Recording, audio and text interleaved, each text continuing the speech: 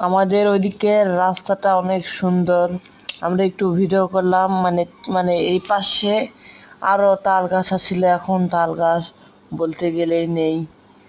এখন এখন ধান কাটার সময়, মানে এখন কাটতেছে না। এই দেখেন তালে গাছে উঠে তাল খাবে। তারপর দেখতেই পাচ্ছেন পরিবেশটা অনেক সুন্দর।